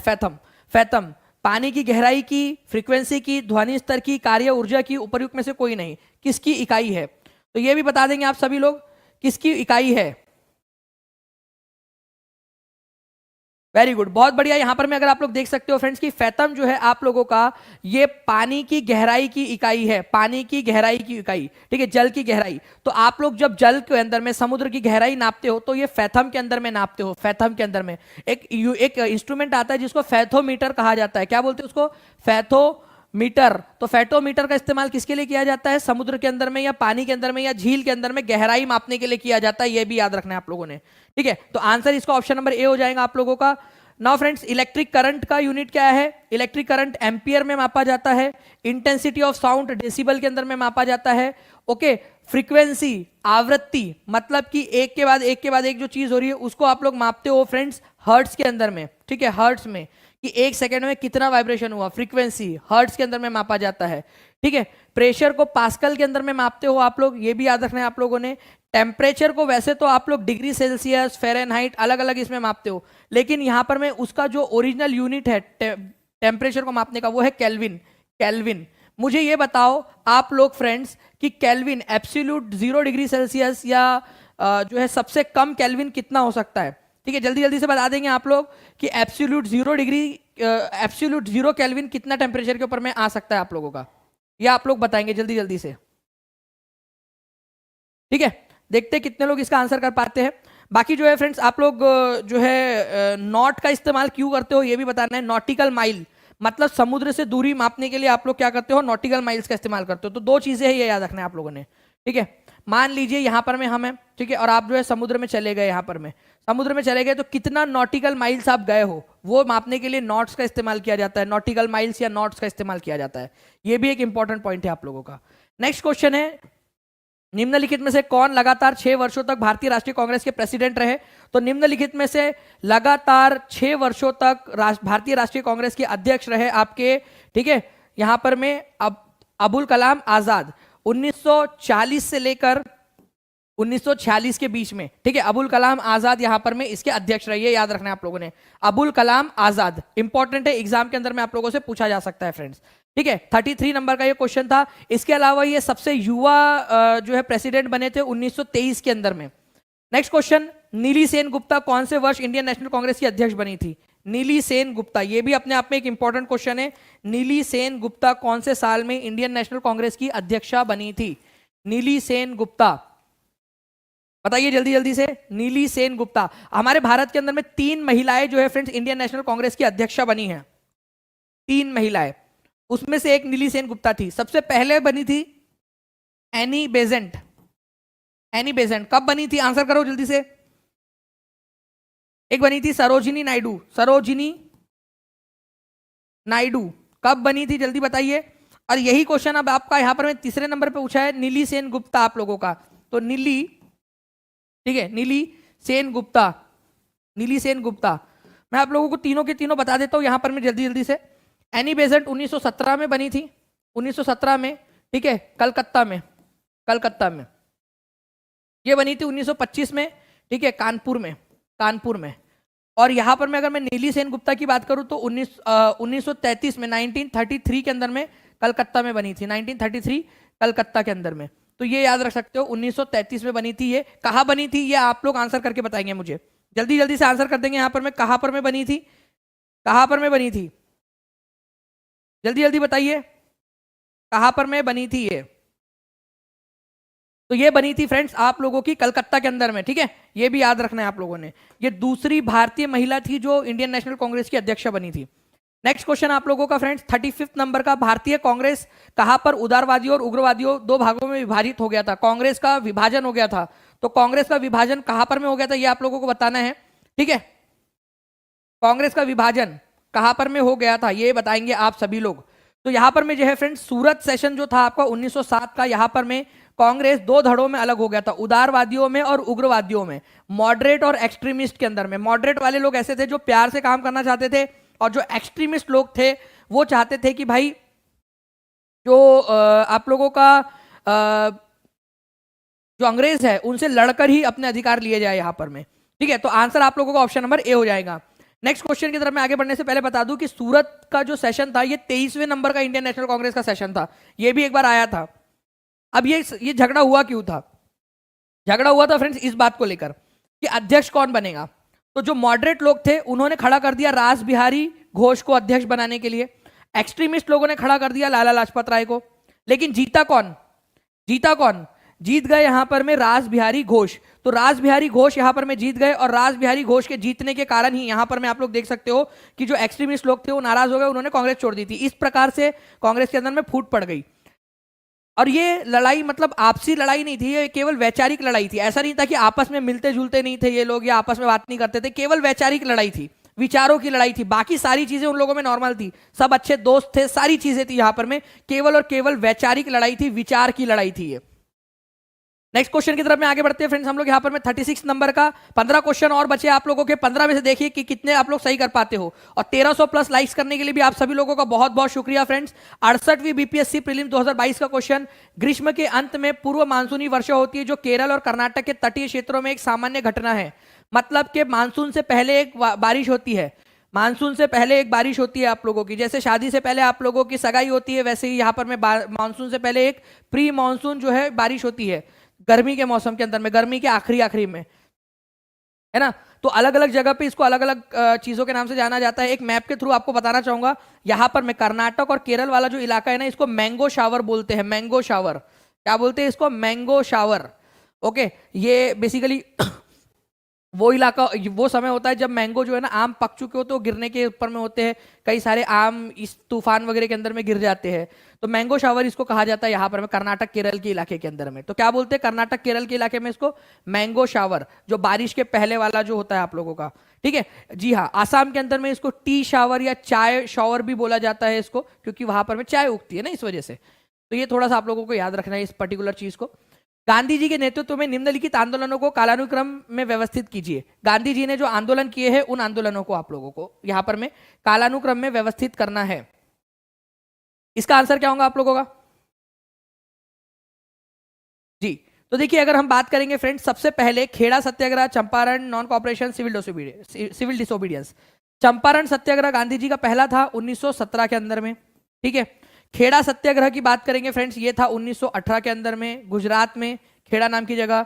नॉन कॉपरेशन मूवमेंट जो है आप लोगों का, नॉन कॉपरेशन मूवमेंट, असहयोग आंदोलन, ये हुआ था 1920 के अंदर में। और सिविल डिसोबीडियंस हुआ था आप लोगों का 1930 के अंदर में, सिविल डिसोबीडियंस आप लोगों का। तो पहले सबसे पहला आप लोगों का क्या आएगा, 2 आएगा आपका, फिर आएगा आप लोगों का 1, फिर आएगा आपका 3, और फिर आएगा आप लोगों का 4। तो 2 1 3 4, 2 1 3 4, 2 1 3 4, 2 1 3 4। तो आंसर आप लोगों का हो जाएगा फ्रेंड्स ऑप्शन नंबर बी। जितने भी लोगों ने इसका आंसर लगाया है सही, उन सभी को कॉन्ग्रेचुलेशंस। ऐसे क्वेश्चंस पूछे जाते हैं एग्जाम के अंदर में जहां पर मैं आप लोगों को जो क्रोनोलॉजिकल ऑर्डर में लगाना होता है, ठीक है। तो ऐसे भी क्वेश्चंस आप लोगों ने हमेशा हमेशा याद रखने हैं। नेक्स्ट क्वेश्चन की तरफ में आगे बढ़ते हैं फ्रेंड्स आप लोगों के। उससे पहले मैं आप लोगों को यहां पर मैं दिखाना चाहूंगा भारत छोड़ो आंदोलन कब हुआ था। अगर ये क्वेश्चन आ जाता इसमें, तो भारत छोड़ो आंदोलन इन सारे आंदोलनों में सबसे लास्ट में हुआ था। तो भारत छोड़ो आंदोलन को आप लोग लास्ट वाला ऑप्शन देखकर पकड़ के लगा सकते थे वहां पर में। चंपारण सत्याग्रह, ठीक है, 1917 में, खेड़ा सत्याग्रह 1918 में। इन दोनों के बीच में एक आंदोलन हुआ था जहां गांधी जी जो है वो रूठी सासू मां बन के बोले मैं तो खाना नहीं खाऊंगा जब तक मेरी बात नहीं मानोगे तुम लोग, नहीं तो मैं मर जाता, जाओ। गांधी जी सबसे बड़े हिंसक इंसान थे, मतलब मेंटल टॉर्चर करते थे वो, आपको पता है। अगर अगर बात मानी जाए ना आप लोगों की, आप सोचो गांधी जी को क्या लगता था, क्या लगता है आप लोगों को? गांधी जी को ये लगता था कि मैं मर जाऊंगा तो ये लोग जो है डर के मारे, यार गांधी जी चले गए तो हमारा क्या होगा, कौन हमारी नाक में दम करेगा, कौन हमको परेशान करेगा, हम तो बोर हो जाएंगे भारत में रहते रहते। ऐसा थोड़ी था वो अंग्रेज उनकी बात मान। अरे गांधी जी को मालूम था कि अगर मैं मर गया तो यहाँ पर मैं भारत भीड़ जो है ये उग्र हो जाएंगी और अंग्रेजों की जो है वो ईंट से ईंट बजा देंगे, यहाँ पर मैं इनको नाको तले चने चबा देंगी, और 10-12 कहावतें आप अपने तरफ से रख लो, वो सारी चीजें हो जाएंगी यहाँ पर मैं। तो गांधी जी जो है वो डराते थे अंग्रेजों को। अंग्रेज लोग भी सोचते थे भाई ये अहिंसा अहिंसा कर रहे हैं, लेकिन ये सबसे ज्यादा हमारे मेंटल हिंसा कर रहे हैं हमारे ऊपर में, यहाँ पर में भूख हड़ताल पे बैठ गए थे वो अहमदाबाद के अंदर में, यहाँ पर में फरवरी 1918 में। ठीक है, फरवरी 1918 में अहमदाबाद के अंदर में। और गांधी जी की पहली भूख हड़ताल, ये भी क्वेश्चन आता है, फर्स्ट भूख हड़ताल गांधी जी की, पहली भूख हड़ताल भारत के अंदर में, भूख हड़ताल भारत में गांधी जी की पहली भूख हड़ताल थी, फर्स्ट वाली भूख हड़ताल अहमदाबाद के अंदर में 1918 में फरवरी में। ठीक है, ये भी याद रखना है आपने, अहमदाबाद मील स्ट्राइक। निम्नलिखित में से पहली बार किसने बिहार में बोध गया में महाबोधि मंदिर का निर्माण करवाया था? बिहार में महाबोधि मंदिर है बोध गया के अंदर में। ठीक है, जल्दी से बताइए यहाँ पर में इसका आंसर क्या होगा आप लोगों का। बिहार में महाबोधि जो मंदिर है आपका, उसका निर्माण किसने करवाया था? इस बार बीपीएससी में आया था सर जी, बिल्कुल। तो निम्नलिखित में से पहली बार किसने बिहार में बोध गया में महाबोधि मंदिर का निर्माण करवाया था? Chandragupta Maurya, Harshavardhana, Kanishka, none of the above. तो आंसर जो है फ्रेंड्स आप लोगों का हो जाएगा यहाँ पर में, बिहार में महाबोधि मंदिर का निर्माण अशोका ने करवाया था भाई, अशोक ने। ठीक है, अशोका ने करवाया था, अशोका ने। ठीक है, ये याद रखना है आप लोगों ने। थोड़ा सा आपको दिखाना चाहूंगा, ये बिहार में बोध गया नाम की जगह है, गया डिस्ट्रिक्ट में, वहां महाबोधि टेम्पल है जहां पर में गौतम बुद्ध ने निर्वाण प्राप्त किया था, जहां पर में गौतम बुद्ध को ज्ञान की प्राप्ति हुई थी उस जगह पे। तो अशोका ने वहां पर में सबसे पहले वहां मंदिर बनाया था, महाबोधि टेम्पल। और आप लोगों को बता दूं आज ये यूनेस्को वर्ल्ड हेरिटेज साइट में शामिल है, महाबोधि टेम्पल। तो ये भी अपने आप में एक बड़े गर्व की बात है कि गौतम बुद्ध, बिहार की जमीन के ऊपर में गौतम बुद्ध ने जिस जगह पे जो है निर्वाण प्राप्त किया था, ज्ञान की प्राप्ति की थी, उसको पूरी दुनिया, यूनेस्को, पेरिस में जिसका हेडक्वार्टर है, याद ये भी याद किया हम लोगों ने पेड कोर्स के अंदर में, जब हम पेरिस पढ़ रहे थे फ्रांस के बारे में, तो मैंने बताया था यूनेस्को जो है उसका हेडक्वार्टर पेरिस के अंदर में। तो पेरिस में यूनेस्को जो है वो भी हमारे भारत के महाबोधि टेम्पल को विश्व की धरोहर मानता है, क्योंकि गौतम बुद्ध विश्व के है। ठीक है, बिहार की धरती ने जो है उनको सींचा है, बिहार की धरती ने उनको सींचा है, वो बिहार की धरती पे बुद्ध बने हैं। नाउ फ्रेंड्स आगे बढ़ते हैं हम लोग। यहाँ पर में कौन सी गैस अपने ग्रीन हाउस प्रभाव से ग्लोबल वार्मिंग में योगदान करती है? योगदान करती है, 68वीं बीपीएससी के अंदर में क्वेश्चन आया था, योगदान करती है, 2023 का क्वेश्चन है। जल्दी जल्दी से बता देंगे, लाइक एंड शेयर करते रहेंगे फ्रेंड, जहां जहां भी शेयर कर सकते हो ना अपने दोस्तों के साथ में, जल्दी जल्दी से शेयर भी करते रहेंगे आप सभी लोग सेशन को। आंसर जो है फ्रेंड्स यहाँ पर में क्या हो जाएगा आप लोगों का? आंसर हो जाएगा आप लोगों का, कार्बन डाइऑक्साइड तो करती है, नाइट्रस ऑक्साइड भी करती है, मीथेन भी करती है। आंसर आपका हो जाएगा ऑप्शन नंबर डी, उपरयुक्त में से एक से अधिक। आपको बताना चाहूंगा फ्रेंड्स कि कार्बन डाइऑक्साइड सबसे ज्यादा करती है। ठीक है, क्लोरोफ्लोरोकार्बन भी करता है, पानी मतलब वाटर वेपर जो है वो भी करता है, मीथेन भी करता है, नाइट्रस ऑक्साइड, नाइट्रोजन डाइऑक्साइड, ये सारी की सारी जो है आप लोगों की गैसेज ऐसी है जो ग्रीन हाउस गैस है। मतलब कि ये पृथ्वी के ऊपर में हीट को आने तो देती है, जाने नहीं देती, ट्रैप करके रख लेती है। इसको ग्रीन हाउस गैस कहा जाता है। सबसे ज्यादा मात्रा में कौन सी वाली ग्रीन हाउस गैस है? कार्बन डाइऑक्साइड है, ये याद रखना है आप लोगों ने। ठीक है, सविनय अवज्ञा आंदोलन प्रारंभ करने का निर्णय किसने लिया था? सविनय अवज्ञा आंदोलन, सविनय अवज्ञा आंदोलन जो है फ्रेंड्स ये आप लोगों का 1930 में स्टार्ट हुआ था। सिविल डिसोबीडियंस मूवमेंट 1930 के अंदर में, सिविल डिसोबीडियंस मूवमेंट। तो इसको स्टार्ट किया गया था 1930 में, तो ऑब्वियस सी बात है एक साल पहले ही लेंगे ना उसका मतलब, उससे पहले वाला जो अधिवेशन हुआ था लाहौर अधिवेशन, उसके अंदर में इसको प्रारंभ करने का निर्णय लिया था। गांधी जी ने पहले दांडी मार्च निकाला, दांडी यात्रा निकाली, नमक बनाया, और उसके बाद में सिविल डिसोबीडियंस भारत में चालू कर दिया। तो दांडी मार्च किस आंदोलन से रिलेटेड है? तो दांडी मार्च आप लोगों का जो है सिविल डिसोबीडियंस मूवमेंट से रिलेटेड है, ये भी आप लोग याद रख सकते हो, सिविल डिसोबीडियंस मूवमेंट से। ठीक है, बोकारो और भिलाई लौह एवं इस्पात परियोजनाएं किसके संयोग से स्थापित हुई है? बोकारो में, बोकारो कहां पर में आप लोगों का? बोकारो आपको मिलेगा झारखंड के अंदर में। ठीक है, झारखंड। भिलाई कहां मिलेगा आपको? छत्तीसगढ़ के अंदर में। ये दोनों के दोनों जो स्टील परियोजनाएं हैं ये आप लोगों की स्थापित की गई थी सोवियत संघ के जो है मदद से। सोवियत संघ जो है बेसिकली आपका यूएसएसआर कहलाता है। यूएसएसआर 1922 से लेकर 1991 तक, 1991 तक था। 1991 में वो टूट गया, अलग अलग 15 देशों के अंदर में टूट गया, 15 कंट्रीज के अंदर में, जिसमें सबसे बड़ा था रशिया। तो हम लोग कई बार जो है ना ये यूएसएसआर की जगह पे रशिया शब्द का भी इस्तेमाल कर लेते, क्योंकि इन 15 देशों का जो समूह था सोवियत संघ, उसमें सबसे बड़ा रशिया था। समझ गए आप लोग इसको? सबसे बड़ा रशिया था, इसी वजह से जो है फ्रेंड्स हम लोग यहां पर में सोवियत संघ की जगह पे रशिया शब्द का भी इस्तेमाल कई बार कर लेते हैं, ये याद रखना है आप सभी लोगों ने। ओके, चलिए नेक्स्ट फ्रेंड्स, आप लोगों का क्वेश्चन 69 बीपीएससी का, एक बार देखते हैं कितने लोग इसका आंसर कर पाते हैं। जल्दी जल्दी से बताइए, ये क्वेश्चन आपको करवाया हुआ है और बीपीएससी के अंदर में आया हुआ है आप लोगों का, 69 बीपीएससी के अंदर में। जल्दी से बताएंगे इस पर्टिकुलर क्वेश्चन का आंसर क्या होगा आपका, ठीक है? जल्दी जल्दी से बताओ जी। तो निम्नलिखित में से कौन राष्ट्रीय उद्यान वन्यजीव अभयारण्य बिहार में है? वाल्मीकि राष्ट्रीय उद्यान, दुधवा राष्ट्रीय उद्यान, गजनेर वन्यजीव अभयारण्य, भीमबांध वन्यजीव अभयारण्य।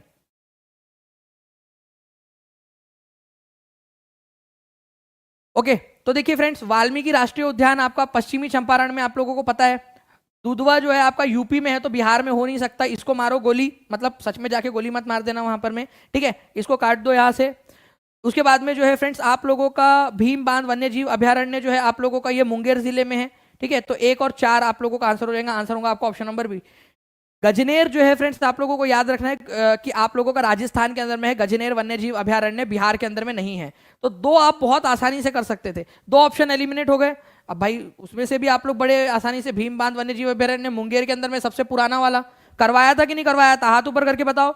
भीम बांध कितने बार बताया आप लोगों को कि सबसे पुराना है करके बिहार का? अब आप देख लीजिए यहाँ पर में ऑप्शन एलिमिनेशन से आप लोग आराम से कर सकते थे।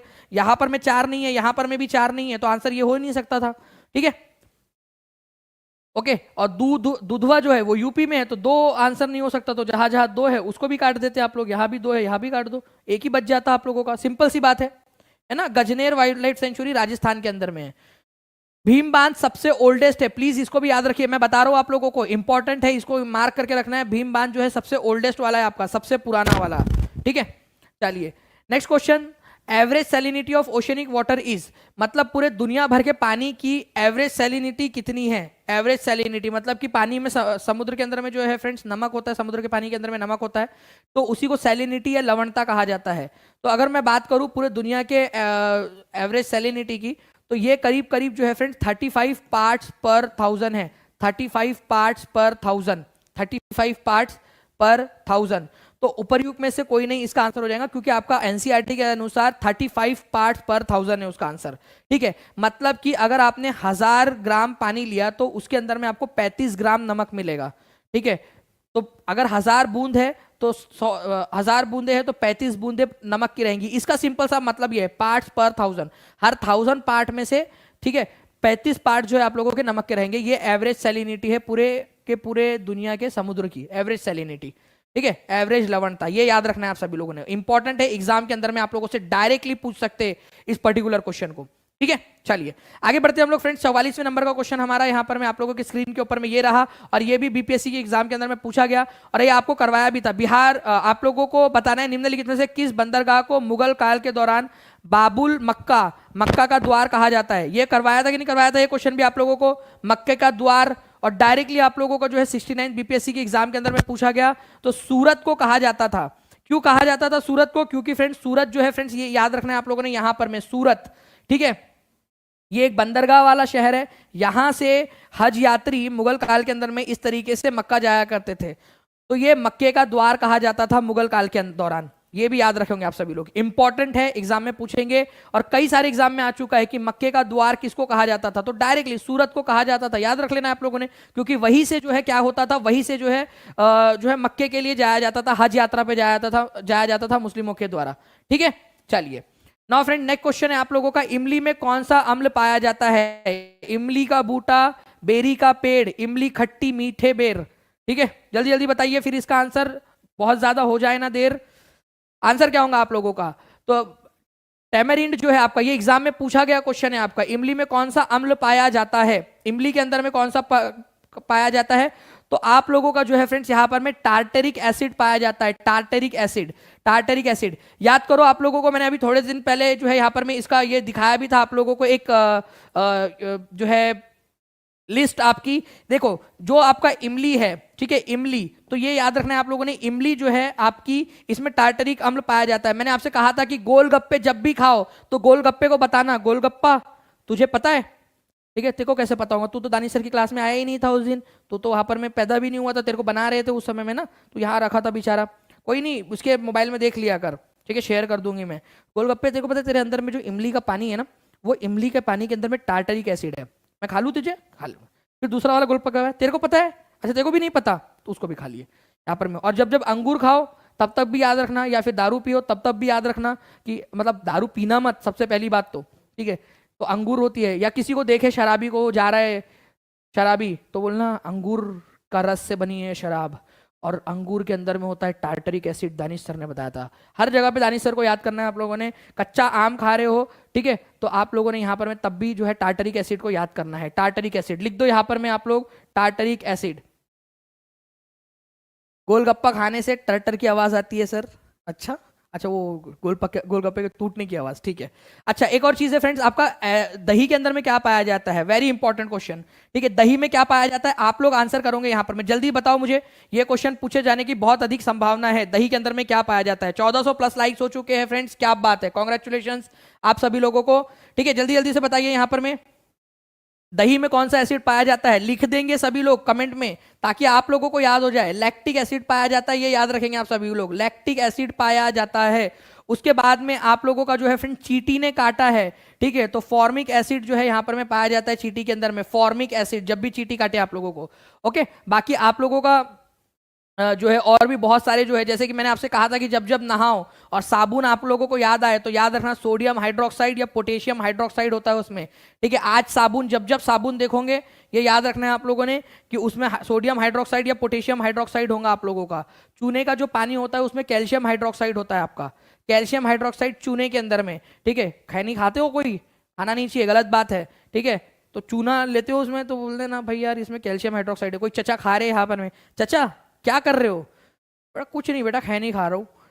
तो आपको पता है इसके अंदर में कैल्शियम हाइड्रोक्साइड है, चप्पल उतार के फेंक के मारेंगे आप लोगों को, कोई बात नहीं, लेकिन रिवीजन हो जाएंगे आप लोगों की, टेंशन नहीं लेना है आपने, ओके। नाउ फ्रेंड्स, बिहार के निम्नलिखित में से किस जिले में सोना पाया जाता है? तो सोने जैसे बच्चों जल्दी जल्दी से बता दो कौन सा वाला जिला है जिसके अंदर में सोना पाया जाता है, ठीक है, सोना पाया जाता है, जल्दी जल्दी से बता देंगे आप लोग यहां पर में।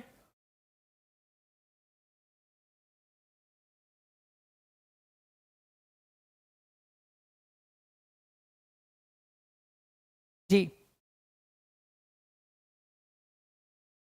तो सोना जो है फ्रेंड्स आप लोगों ने याद रखना है, आप लोगों का जमुई डिस्ट्रिक्ट में पाया जाता है, जमुई डिस्ट्रिक्ट के अंदर में, ओके। तो आप लोगों को मैंने ये दिखाया था, ये वाला पीआईबी की वेबसाइट आप देख सकते हो डायरेक्टली। बिहार सबसे ज्यादा सोना जो है सोना सबसे ज्यादा कहाँ पाया जाता है? बिहार में। भाई हमारा तो इतिहास है, ठीक है, गौतम बुद्ध, महावीर, ठीक है, विक्रमशिला यूनिवर्सिटी, नालंदा यूनिवर्सिटी, सोना नहीं होगा तो कहाँ होगा? यहाँ नहीं होगा तो, ठीक है, बिहार के अंदर में 44% याद रखना है आप लोगों ने फ्रेंड्स। और जमुई के अंदर में सबसे ज्यादा सोने का जो है वो आप लोगों को वो मिला है। Who use safety valve theory to attract rebels in Congress, ठीक है, सेफ्टी वॉल थ्योरी का इस्तेमाल जो है किसने कहा था कि सेफ्टी वॉल थ्योरी जो है वो यूज की गई है अंग्रेजों के द्वारा? सुरक्षित वॉल सिद्धांत किसने दिया था? Safety valve theory. तो सेफ्टी वॉल थ्योरी जो है फ्रेंड्स आप लोगों ने ये याद रखना है, सेफ्टी वॉल थ्योरी आप लोगों की दी गई थी यहां पर में, ठीक है, डब्ल्यू सी बनर्जी, रासबिहारी घोष, रजनी पालमे दत्त, उपर्युक्त में से एक से अधिक, उपर्युक्त में से एक ने।